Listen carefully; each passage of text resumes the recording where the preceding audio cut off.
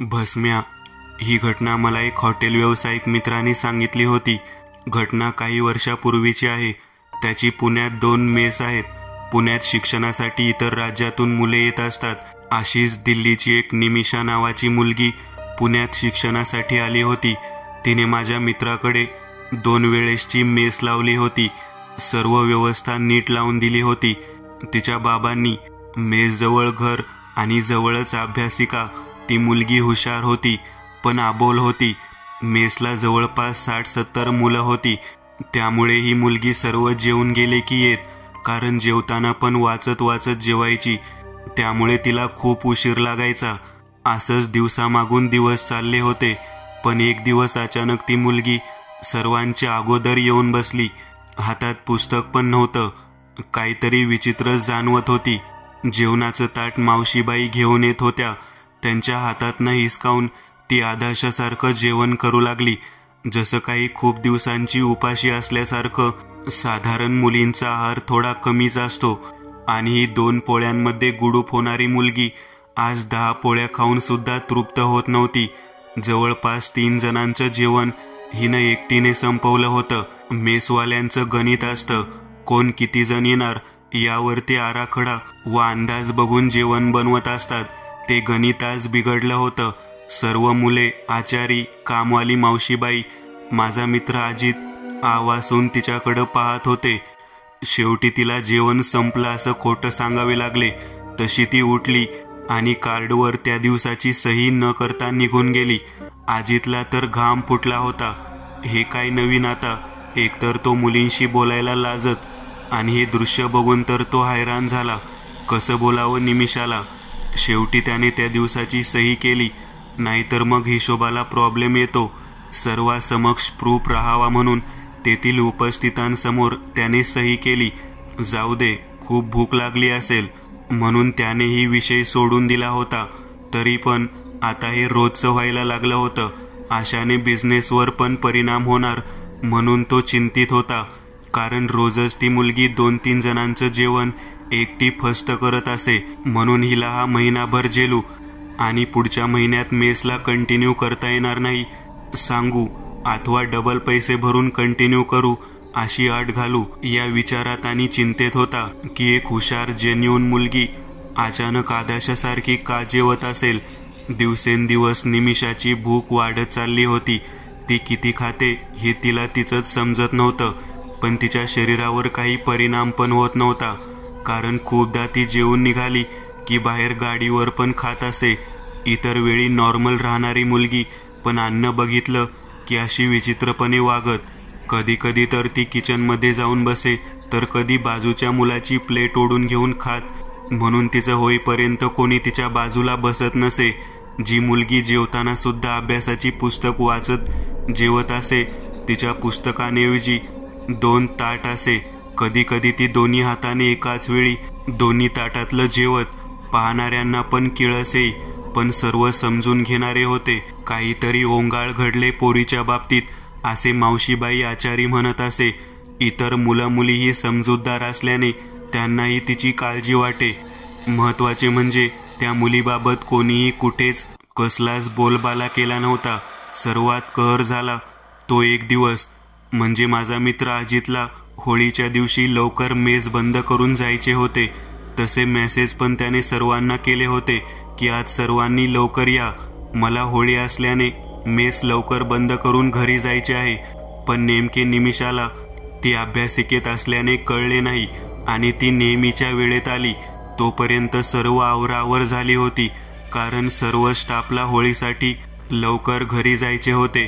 अजितने मावशीबाईंना तिची ताट लावून जाण्यास सांगितले आणि आता मेसमध्ये तो व निमिषा दोघेच होते. एक हा कमालीचा लाजाळू आणि त्यात तिला तुम्ही 3-4 लोकांसाठी केलेलं जेवण एकटीनं कसं काय संपवता असा कैक दिवसापासून पडलेला प्रश्न विचारावा वाटत होता. पण हिम्मत होत नव्हती त्याची. होतं नव्हतं सगळं संपवलं होतं जेवण तिने, तरी अजून मागत होती. आज जल्दी जाने का था, होली का त्योहार, इसलिए सबको मैसेज किया था जल्दी आने को. आपने शायद देखा नहीं, इसलिए जितना खाना था वह सब परोसा आपको. आप कल ही मिलेगा. असं म्हणून त्याने तिला मेस बंद हो गई असं इनडायरेक्ट सांगितले. ती पण बाहेर पडली. तोवर आवराआवर करून लॉक लावून घरी जायला निघाला. पण समोरचं दृश्य बघून ह्याला फिट यायची बाकी होती. कारण ही पोरगी तिथल्याच जवळच्या कचरा कुंडीतलं अन्न वेचून वेचून खात होती. निमिषाला कचरा कुंडीतील अन्न वेचून खात असतानाचे किळसवाणी दृश्य पाहून आजीतला मळमळायला लागलं. त्याने घरी बहिणीला फोन करून ताबडतोब मेस जवळ यायला सांगितले. कारण एक चांगल्या घरातील मुलगी कचरा पेटीतील लोकांनी टाकलेलं खराब झालेलं अन्न खाऊन आजारी पडू नये. एकतर एकटी राहते. रात्र अपरात्रीच्या वेळी काही झालं तर जिम्मेदार कोण? आणि तेथे हळूहळू बग्यांची गर्दी होऊ लागली होती. कोणी तिला वाईट हेतूने त्रास देऊ नये म्हणून त्याने बहिणीला निमिषाला तिथून तिच्या रूमवर घेऊन जाण्यास सांगितले आणि आजची रात्र तिच्या सोबत राहण्यास सांगितले. उद्या काय तो सोक्षमोक्ष लावू असे बोलून तो घरी आला. तोही रात्रभर जागा होता. ते किळसवानं दृश्य काही मनातून त्याच्या जात नव्हतं. पण नक्की अशी का वागते हा एकच प्रश्न त्याला सतावत होता. त्याने बहिणीला कॉल केला. बहीणही जागी होती. म्हणाली, अरे दादा, तिला समजतच नाहीये की मी तिच्या बरोबर आहे. मी तिच्याशी बोलते पण हुका चू करत नाहीये. पण थोड्या वेळापूर्वी बहुतेक तिच्या घरून फोन आला होता. तेव्हा नॉर्मल बोलत होती आणि आता झोपलीये गाढ. मला तर कधी सकाळ होते असं झाले. तू एक काम कर, उद्याच तिच्या घरी फोन कर आणि सांग उगाच नसती आपत नको. बोलून तिने फोन कट केला. अजितलाही तिचं म्हणणं पटलं. त्यानेही मेसवर लवकर जाऊन तिचं कार्ड काढलं. पण त्यावर नेमका तिचाच नंबर होता. त्याने तिला फोन करून तिच्या बाबांचा नंबर मागितला. म्हणाला, वो आपके बैलेंस पेमेंट के बारे में आपके पापा को पूछना था और अगले महीने से मेस का रेट भी बढ़ने वाला है, उसके बारे में भी बात करनी है. इसलिए तिनेही लगेच नंबर दिला. नंबर मिळता क्षणी त्याने तिच्या बाबांना फोन करून सर्व वृत्तांत सांगितला. तिचे बाबाही लगेच हे ऐकून दिल्लीवरनं पुण्याला यायला निघाले. बिचारे आईबाबांचा विश्वास बसेना. पण जेव्हा त्यांनी मेसवर आडोशाला उभं राहून आपल्या मुलीला आदाशीपणे ताट ओढून खात असलेले पाहून खूप वाईट वाटत होतं. आईच्या अश्रुधारा थांबत नव्हत्या. त्यांनी तिला घेऊन बऱ्याच डॉक्टरांना दाखवले पण सर्व रिपोर्ट नॉर्मल येत होते. त्यामुळे नेमके काय झाले हे कळत नव्हते. तिच्या बाबांनी तिच्या आईला मुलीसोबत राहायला सांगून ते घाईने परत दिल्लीला गेले. निमिषाचे बाबा दिल्लीवरून येताना त्यांच्याबरोबर एक माणूस होता. त्या माणसाला सिद्धी प्राप्त होत्या. कुठल्याही बुवाबाबांप्रमाणे त्याचा पेहराव नसून साधा शर्ट आणि जीन्समध्ये होता.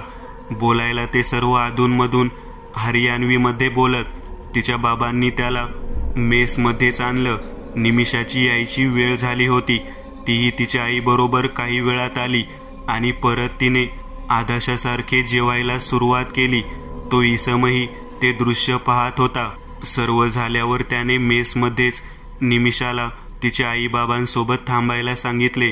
अर्थातच मेस मालक आजीची परवानगी घेऊन त्या इसमाने पहिला प्रश्न तिला विचारला की, बेटा, कुछ दिन पहले तुम किसी कचरपट्टी के यहाँ खड़ी थी. तिने हो म्हणून उत्तर दिलं. क्यों खड़ी थी विचारल्यावर ती म्हणाली, मेरी एक फ्रेंड को मेरे नोट्स चाहिए थे, इसलिए वो देने गई थी और उधर ही वो मिलने आने वाली थी, इसलिए वहाँ खड़ी थी. ठीक है असं म्हणून त्याने निमिषाला ती जागा दाखव म्हणून त्या जागेवर आणलं. पण निमिषा तिथे पोहोचल्यावर एकदम तेथील घाणीत लोळण घेत कचरा पेटीतलं अन्न खाऊ लागली. त्या सर्वांनी तिला उचलून रूमवर नेलं. पण तो इसम बराच वेळ तिथे उभा होता. मध्येच निमिषाला स्पर्श करत, मध्येच हाताच्या काही मुद्रा करत होता. त्याला तिथे खूप निगेटिव्हिटी जाणवत होती. परत तो मेसवर आला आणि त्याने खडे मीठ मागितलं. खूप वेळ ते मुठीत पकडून ट्रान्समध्ये गेला होता. जेव्हा भानावर आला तेव्हा त्याने सांगितले ते चौकशी अंती सर्व खरे होते. ज्या ठिकाणी निमिषा उभी होती त्याच जागी महिन्याभरापूर्वी एक माणूस मरून पडला होता. त्याला भस्मरोग झाला होता. तो गरीब होता. घरी व्यवस्थित खायला मिळत नसे म्हणून तो भुकेचं शमन करण्यासाठी दिवस रात्र त्या कचरपेटीत असे. लोक त्याला भस्म्या नावाने चिडवत.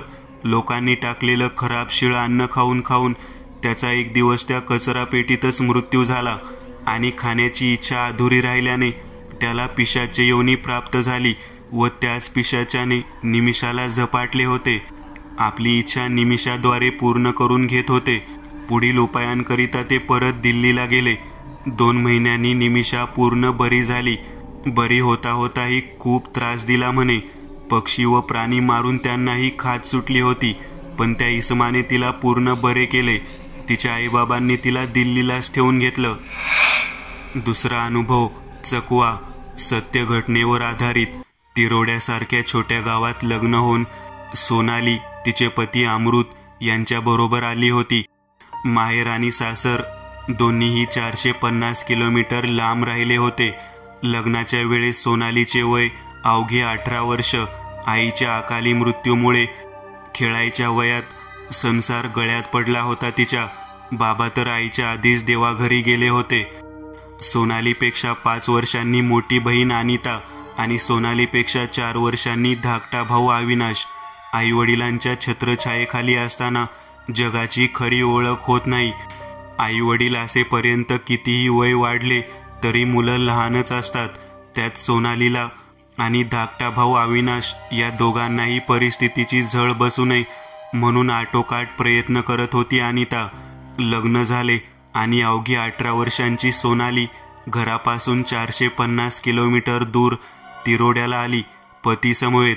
गोंदिया जिल्ह्यातील तिरोडा संपूर्ण नक्षलवादी प्राबल्य असलेला भाग. सोनालीचे लग्न ठरले त्यावेळेस पहिल्यांदा तिरोडा हे नाव ऐकले.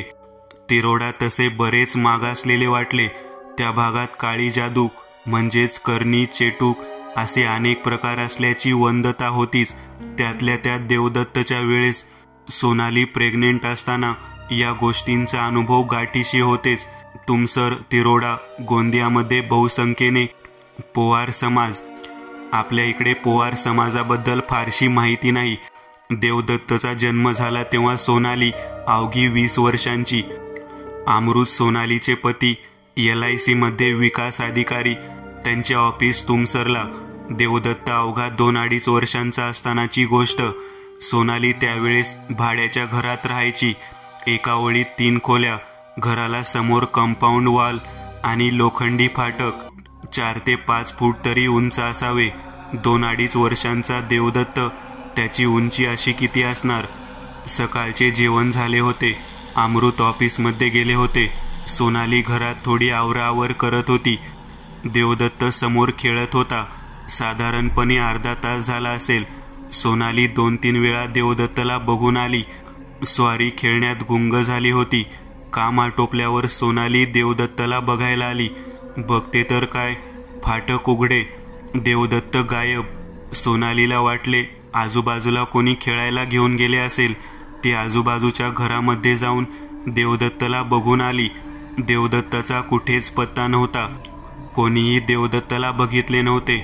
नवीन गाव, पोरवय, त्यात अमृत ऑफिसमध्ये गेलेले.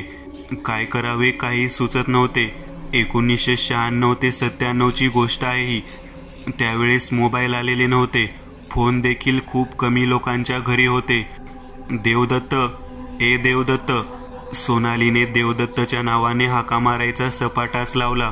वेड्यासारखी या गल्लीतून त्या गल्लीत पळत सुटली. आईच्या मनाला वेडी आशा, इथे तरी देवदत्त सापडेल. एव्हाना शेजारी पाजारी देखील सोनालीच्या भोवती जमा झाले होते. जो तो आपल्या आपल्या परीने देवदत्तला शोधायचा प्रयत्न करत होता. देवदत्तचा कुठेच पत्ता नव्हता. अमृतला देखील ऑफिसमध्ये कोणीतरी निरोप देऊन झाला होता. अमृत पण घरी आला होता. देवदत्तला शोधता शोधता 3 तास उलटून गेले होते. देवदत्तची कुठेच चाहूल लागत नव्हती. तिरोडा तसे छोटे गाव. आतापर्यंत अख्खे गाव पालते घालून झाले होते. कोणीही देवदत्तबद्दल काहीच माहिती सांगू शकले नव्हते की कोणी त्याला पाहिले नव्हते.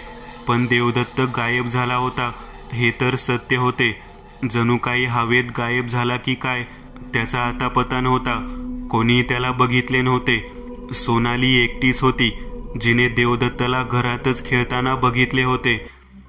सोनालीला कशाचीच शुद्ध नव्हती. देवदत्तबद्दल कुठेच काही माहिती मिळत नाही हे बघून तिचे अवसान गळाले होते. पण हिम्मत हारून चालणार नव्हते. देवदत्तला सापडायला पाहिजे होते. जवळपास 101 लोक देवदत्तला शोधत होते. कुठेही देवदत्तबद्दल काही समजत नाही हे बघून शेवटी अमृतने पोलीस स्टेशन गाठले. देवदत्त हरवल्याची तक्रार देण्यासाठी. सोनालीच्या घराच्या मागे 2-3 किलोमीटर अंतरापासून शेत सुरू होत होती. घराच्या मागच्या भागात, त्यामुळे वस्ती अशी नव्हतीच. शेतात काम करणारे एकटं दुकटं कोणीतरी कधीतरी दिसायचे. भर उन्हाळ्याचे दिवस असल्याने शेतात देखील कुठलेच काम नसल्याने कोणाचा वावर नव्हताच. सोनालीला काय वाटले कोणास ठाऊक. सोनाली घराच्या मागच्या दिशेने पळत सुटली होती. पायात चप्पल घालायचे देखील भान नव्हते. काट्याकुट्यातून सोनाली कुठे पळत निघाली कोणाला समजत नव्हते. अमृत अद्याप पोलीस स्टेशनमध्येच होते. कोणीही नातेवाईक सोबत नव्हते. सोनालीने ते 2-3 किलोमीटर अंतर पळत पळत पार केले होते. अचानक दूरवर तिची नजर गेली. काळजाचा ठोका चुकला. दुरून काहीतरी मानवी आकृती असावी असे वाटत होते. तिथे पोचायला 10 मिनिट तरी लागणार होते. सोनालीच्या पायात गोळे आले होते. दम भरून आला होता. ओरडून आवाज देऊन काहीच उपयोग नव्हता. जसे जसे अंतर कमी होत होते ती मानवी आकृती कोण आहे याचा अंदाज आला होता. शेतातील विहिरीच्या काठावर चढून देवदत्त उभा होता. विहिरीत डोकावून बघत होता. नजरेत भीतीचा लवलेश नव्हता.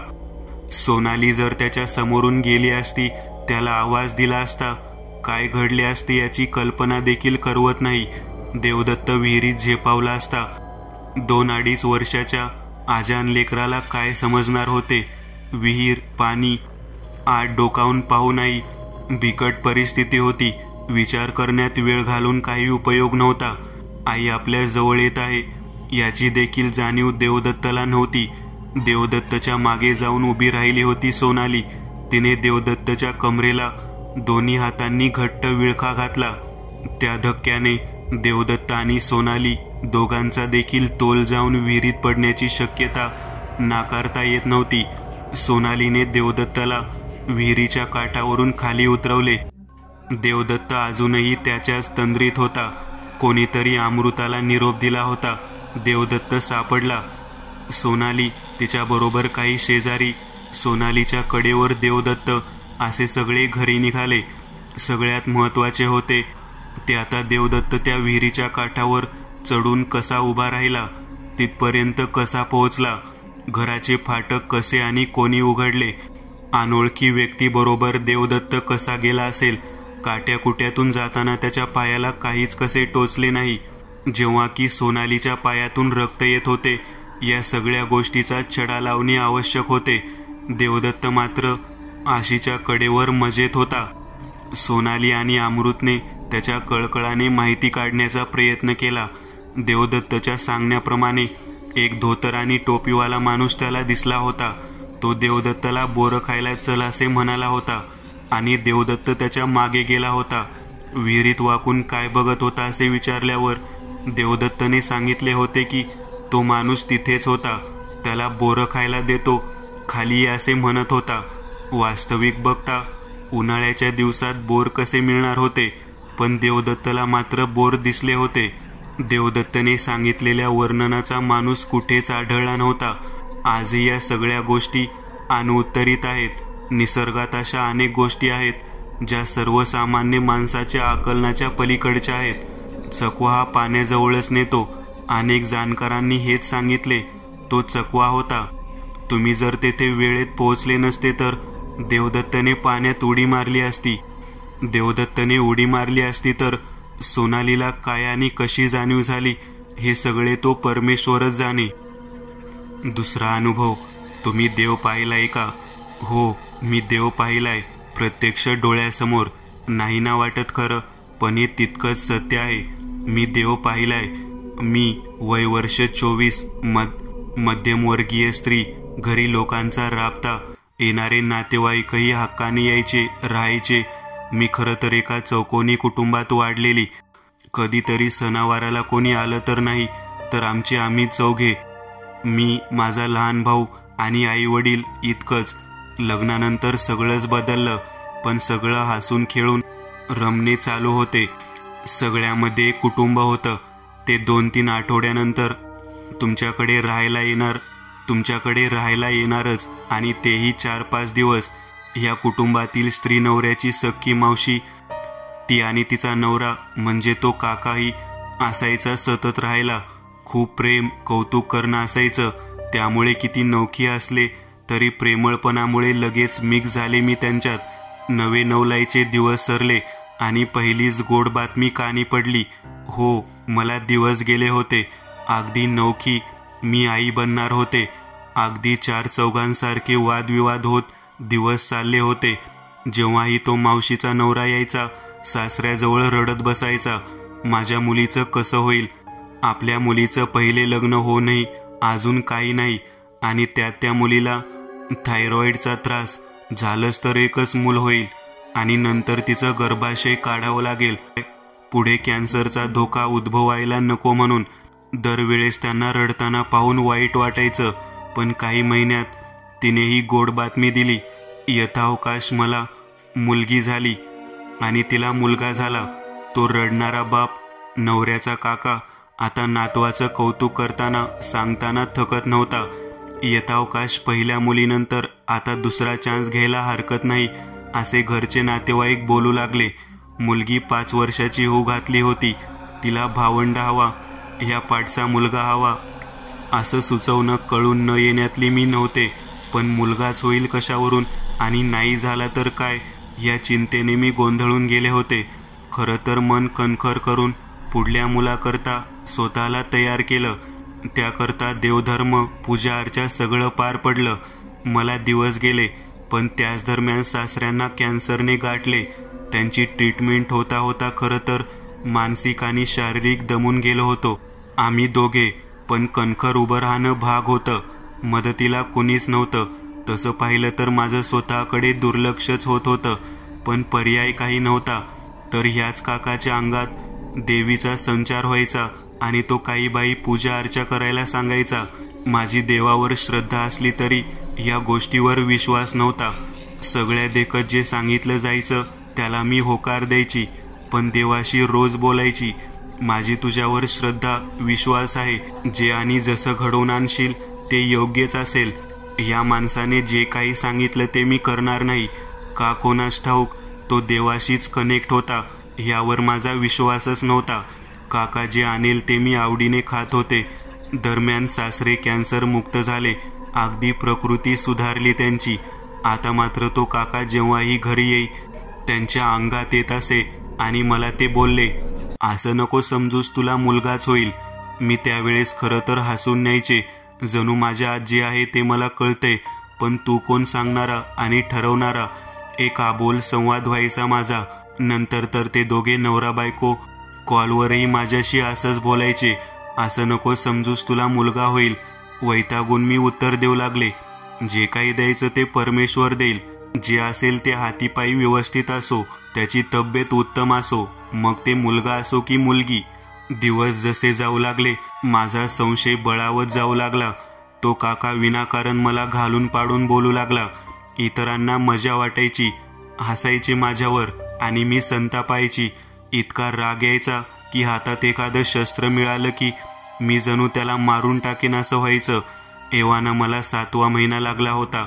महाशिवरात्रीचा दिवस होता तो.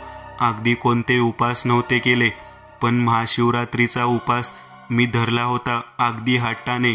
मी, सासूबाई, सासरे आणि माझी लेक असे आम्ही देवळात जायला निघालो. वेळ सकाळी 11ची. ते तिघे पुढे झाले. दार लावून मी येतेच म्हणून मी पाठी दार लॉक केले. आम्ही पहिल्याच मजल्यावर राहत होतो, आणि तशी बिल्डिंगला लिफ्ट नव्हतीच. ते दोघे बिल्डिंग बाहेर पडताना त्यांची सावली मला दिसली. मी 4 पायऱ्या उतरलेच होते की जणू मला कोणी जोरात समोरच्या भिंतीवर ढकलले. 4 पायऱ्यां उतरताच मी फेकले गेले होते. त्या भिंतीवर हात टेकवले की ज्या योगे पोट भिंतीवर आदळणार नाही. एकदा आदळल्यावर माणूस तिथेच थांबला जातो, पण मी पुन्हा त्याच वेगात पाठच्या भिंतीवर आदळले. पुन्हा समोरच्या भिंतीवर आदळून मी खाली जाणाऱ्या जिन्याच्या पहिल्या पायरीवर अशी होते की संपूर्ण जिना मी पोटावर गडगडत खाली गेले असते. प्राण जीवाशी आला होता. मी आणि माझं बाळ आता काही वाचत नाही. मनानेच देवाला अर्थ साथ घातली. माझे पाय त्या पायरीवरून निसटले होते, पण समोर प्रत्यक्ष एक तेजपुंज प्रकाश पसरला. पडणाऱ्या मला जागेवरच त्या प्रकाशाने रोखले. मी मटकन त्या पायरीवर बसले गेले. झटका इतका होता की एक पाय दुखावला गेला होता. त्या तेजाच्या गोळ्याला मी नमस्कार केला. प्रत्यक्ष परमेश्वराने येऊनच मला वाचवले होते. तशीच दुखावलेल्या पायाने मी बिल्डिंग बाहेर पडले. सासू सासऱ्यांना जे घडले ते न सांगता तसेच देवळात गेले. परमेश्वराचे आभार मानले.